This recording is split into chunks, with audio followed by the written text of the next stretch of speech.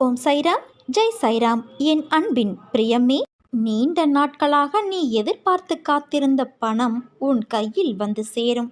உன் வீட்டின் பணப்பெட்டி நிரம்பி வழியும். என்னிடம் கண்ணீர் விட்டு சொல்லிவிட்டாய். உனக்கானது உன்னை வந்து சேரும் குழந்தையே. மகிழ்ச்சியோடு இரு. ஆகாயமே இடிந்து உன் தலை மீது விழும்படியாக ஏதாவது பெரிய தீமை வந்தாலும் அப்போது என்னை உன் நினைவில் கொள். நீ கடக்கும் பாதை எப்படிப்பட்டதாயிருக்கும் என்று நீ யோசிக்காதே. அது நான் காண்பிக்கின்ற பாதை. அதில் என் துணை உனக்கு நிச்சயம் இருக்கும் என் குழந்தையே. உன்னை பாதுகாப்பதற்கே நான் இருக்கின்றேன். உன் உற்றார் உறவினர் நண்பர்களே உனக்கு துரோகம் இழைக்கிறார்களே என்று வருந்தாதே. அதை எப்படி எதிர்கொள்வது என்று நிதானமாக யோசித்து அறிந்து கொள்.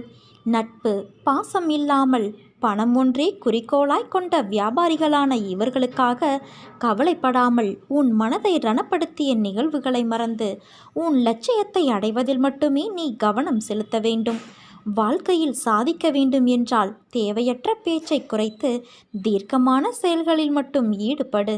இவைதான் உன் லட்சியத்தை அடைய செய்யும் உத்திகளாகும். வாழ்க்கையில் தோற்றுக்கொண்டே இருக்கிறோமே என்று கவலை கொள்ளாதே குழந்தையே. வெற்றி பெற வேண்டும் என்ற நம்பிக்கையும் உணர்வும் வாழ்வில் தோற்றதற்கான தவறை உணர்ந்து மறுபடியும் அந்த தவறு நிகழாமல் செயல்பட்டால் நீ வாழ்க்கையில் வெற்றி பெறுவது உறுதி. நீ செய்யும் எந்த ஒரு காரியத்திலும் மற்றவர்களுக்கு எந்த வகையிலும் துன்பம் ஏற்படாதவாறு யோசித்து செயல்படு. ஒருவருக்கு துன்பம் இழைப்பதற்கு முன்பு அந்த துன்பம் வேறு ஒருவர் மூலம் உனக்கு வந்தால் எப்படி இருக்கும் என்று யோசி. எப்போது நீ உன் தவறை ஒப்புக்கொள்ள முன் வருகிறாயோ அப்போது நீ மனசாட்சி கொண்டவனாகிறாய். என்றும் செய்த தவறை மீண்டும் மீண்டும் செய்யாமல் பார்த்துக்கொள். என் வார்த்தைகள் மீது நம்பிக்கை வைத்து செயல்படு. உன் அம்மாவாகவும் அப்பாவாகவும் உனக்கு ஒரு நல்ல தோழனாகவும் நான் தோள் கொடுத்து தாங்குவேன். உனக்கு கிடைத்ததை ஏற்றுக்கொள். அதில் உன்னை யாரென்று எடுத்து காட்டு. தலை வணங்கி செல்ல கற்றுக்கொள். எது நடந்தாலும் மற்றவர்கள் உன்னை கடிந்து கொண்டாலும் சிரம் தாழ்த்தி போ. உன்னை தேடி அனைத்தும் தானாக முன்வந்து நிற்கும். பணிவு, பொறுமை, நிதானம் இவற்றை மனதில் நிறுத்தி கொண்டு தினமும் செயல்படு. மற்றதை நான் பார்த்து கொள்கிறேன். உனக்கு வரும் கஷ்டங்கள் எல்லாம் உன்னை தாழ்த்த என்று நீ நினைத்து கொண்டு இருக்கிறாய். ஆனால் உண்மையிலேயே அது உன்னை தாழ்த்துவதற்கல்ல, அடுத்த கட்டத்திற்கு உன்னை மேம்படுத்த. உனக்கான ஒரு விஷயம் தாமதமாக நடக்கிறது என்றால் அது உனக்கான நிறைவான விஷயமாய் மாறப்போகிறது என்று அர்த்தம். உன்னை சோதிப்பேனே தவிர ஒருபோதும் நான் கைவிட மாட்டேன். இன்று இதை நீ நன்றாக உணர்ந்து இருப்பாய். உன்னை சுற்றி உன் மனதை தூற்றி பேசுபவர்களை பற்றி நினைக்காதே. அவர்களோடு வாதம் செய்யாதே. அமைதியாக கடந்து செல். ஏனென்றால் வாக்குவாதம் செய்தால் உன் நிம்மதிதான் இழந்து போகும். வாக்குவாதம் செய்து உன் நிலையை நீ புரிய வைப்பதை விட அமைதியாக சென்று உன் செயலால் அவர்களுக்கு அதை உணர்த்து. என்றைக்கும் சொல்லும் சொல்லில் கவனம் தேவை. அதை மட்டும் நன்றாக நினைவில் வைத்துக்கொண்டு செயல்படு. உனக்கு துன்பம் என்ற ஒன்று வந்தால் அதற்குரிய தீர்வும் உதவியும் ஏதோ ஒரு வகையில் உன்னை வந்து சேரும். என் மீது நீ நம்பிக்கை கொள். ஏதோ ஒன்றை அடைவதில் மட்டும்தான் நிம்மதி கிடைக்கும் என்று நினைக்காதே.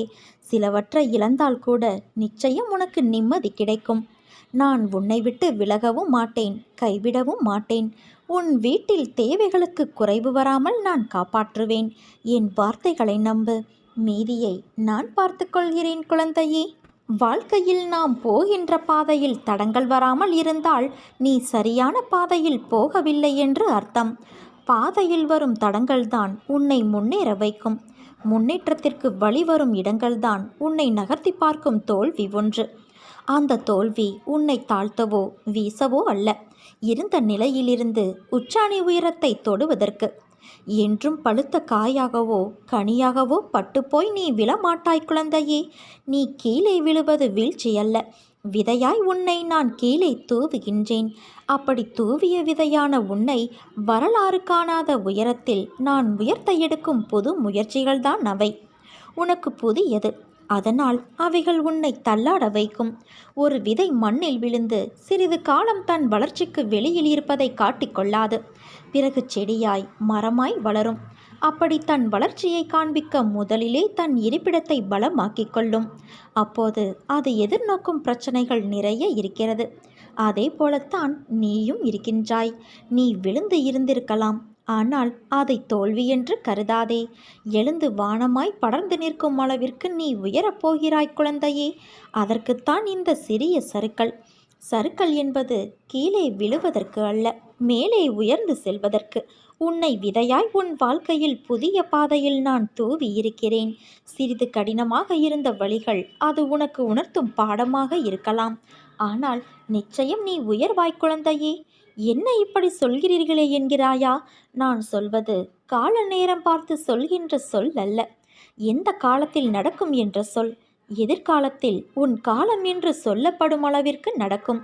அதற்கு மறைமுகமாக நான் சொல்லும் சொல்தான் எதிர்காலம். கொஞ்ச தூரம்தான், அதனால்தான் தாமதமாகிறது என்று நினைக்கின்றாய். ஆனால் அது தாமதமில்லை. உன்னை நீ தயாராக்கிக் கொள்ளும் காலம் இது. வெற்றிக்கான காலம் வந்துவிட்டது குழந்தையே. இதில் நீ நிச்சயம் ஜெயிப்பாய். இந்த உலகமே தலைகீழாக மாறலாம், ஆனால் நாம் வழி தவறிவிடக்கூடாது. நம்முடைய நிலையிலேயே உறுதியாக நின்று கொண்டு அமைதியாக இவ்வுலகை வேடிக்கை பார்க்க வேண்டும். என்னை எவன் மிகவும் விரும்புகிறானோ அவன் எப்போதும் என்னை காண்கின்றான். என்னை விட்டு நீங்கினால் இந்த உலகமே அவனுக்கு சூனியமாக தோன்றிவிடும். என் கதைகளைத் தவிர பிறவற்றை அவன் கூறுவது இல்லை. இடையராது என்னையே தியானித்து என் நாமத்தையே ஜெபம் செய்கின்றான். முழுமையாக தன்னை என்னிடம் சமர்ப்பித்து என்னையே எப்போதும் எவன் நினைவில் கொண்டு இருக்கிறானோ அவனுக்கு நான் கடன்பட்டதாக உணர்கின்றேன். அவனுக்கு விடுதலையளித்து என் கடனை நான் தீர்ப்பேன். என்னை நினைத்து எனக்காக ஏங்குபவனையும் எதையும் முதலில் என்னை நினைக்காமல் உண்ணாதவன் பாலும் நான் சார்ந்திருக்கின்றேன். என்னிடம் வருபவன் ஆறானது கடலோடு ஒன்றாவது போல என்னோடு இரண்டர கலக்கின்றான். பெருமையையும் அகங்காரத்தையும் விட்டு ஒழித்துவிட்டு எல்லளவும் அவற்றின் அடையாளம் கூட இல்லாதபடி விலக்கி உன் இதயத்தை அமர்ந்து கொண்டு இருக்கிற என்னிடம் உன்னை பூரணமாக சமர்ப்பித்துவிடு. உனக்கு ஏதாவது வேண்டுமானால் என்னிடம் மட்டும் கேள். இவ்வுலக கௌரவத்தை விட்டுவிடு. கடவுளின் அருளையும் ஆசியையும் பெற முயற்சி செய். என் சன்னிதானத்தில் கௌரவம் அடைந்துவிடு. உலக கௌரவங்களால் வழி தவறிவிடாதே குழந்தையே. உன் கஷ்டங்கள் எல்லாம் உன்னை தாழ்த்த என்று நீ நினைத்து கொள்கிறாய். ஆனால் உண்மையிலேயே அது உன்னை தாழ்த்துவதற்கல்ல, அடுத்த கட்டத்திற்கு மேம்படுத்த. உனக்கான ஒரு விஷயம் தாமதமாக நடக்கிறது என்றால் அது உனக்கான நிறைவான விஷயமாய் மாறப்போகிறது என்று அர்த்தம். உன்னை சோதிப்பேனே தவிர கைவிட மாட்டேன். இன்று இதை நீ நன்றாக உணர்ந்திருப்பாய்தானே? உன்னை நான் தவிக்க விட்டு வேறு எங்கே போவேன்?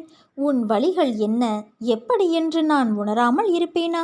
நீ கொஞ்சம் யோசித்துப்பார். நீ வளர்ந்து என் பிள்ளையாய் இருக்கலாம், ஆனால் தாயின் கருவறையின் அணைப்பில்தான் இன்றும் என்றும் இருக்கின்றாய். அதையும் மீறி நீ உணர்கிறாய் என்றால் என்ன அர்த்தம்? உன்னை வாழ்வில் மேலோங்க உன் சுய சிந்தனையும் முடிவும் எடுக்கும் பக்குவமும் வரவேண்டும். அதனால்தான் எட்டி நின்று நான் வேடிக்கை பார்க்கிறேன். இன்று நீச்சல் தெரியாமல் துன்பத்திலும் வழியிலும் தத்தளித்த நேரத்தில் உனக்கு நான் பக்கத்தில் நின்றேன்.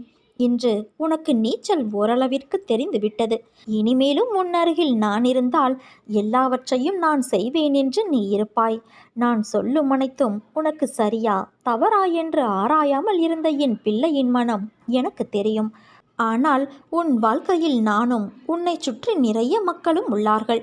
அவர்களும் அப்படியே இருப்பார்கள் என்ற உத்தரவாதம் இல்லாத போது நீ அந்த மனநிலையை விட்டு வெளியே வர வேண்டும்.